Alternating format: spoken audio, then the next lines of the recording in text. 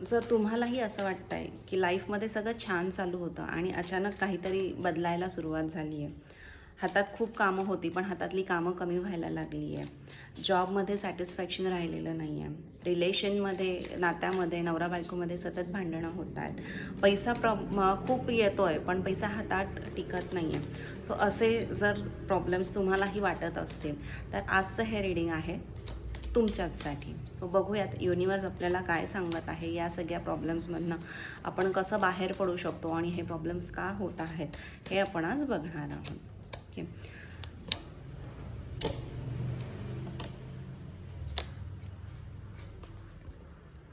So जसं मी म्हणाले की कुठेतरी गोष्टी बदलता आहेत, गोष्टी थांबता आहेत, परिस्थिती थांबल्यासारखी वाटते, अचानक गोष्टी पॉझिटिव्ह होत्या त्या निगेटिव्ह झालेल्या आहेत, रिलेशन छान होतं पण अचानक काहीतरी गडबड झाली आणि पार्टनर आपला सोडून निघून गेलेला आहे, किंवा हेल्थ आजपर्यंत छान होते आणि अचानक काहीतरी डिटेक्ट झालेलं आहे.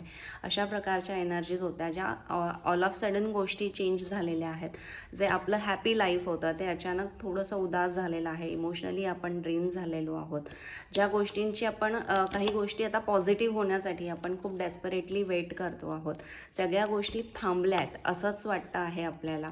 पण का असं होतं आहे ते आपल्या लक्षात येत नाही आहे. सो याच्या मागची बेसिकली कारणं काय आहेत ते आपण बघूयात. तर तुम्हाला सुचत नाही आहे की या सिच्युएशनमध्ये काय करायला हवं.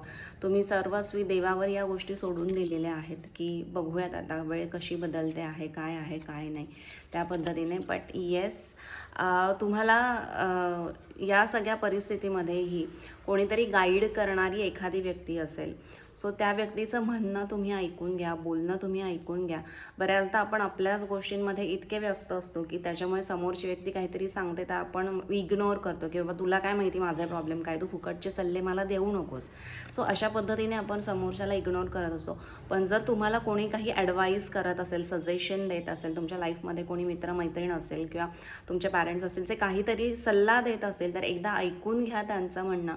तुम्ही आत्ता सध्या तुमच्याच या ॲटिट्यूडमध्ये आहात, तुमच्याच झोनमध्ये आहात. सो त्यातून बाहेर पडण्यासाठी ही एक व्यक्ती असेल जी तुम्हाला सपोर्ट करू शकते, मदत करू शकते. सो डेफिनेटली कोणाची तरी ॲडवाईस घ्या. त्या ॲडवाईसमुळे तुम्ही स्ट्रगलमधनं बाहेर पडणार आहात लवकरच.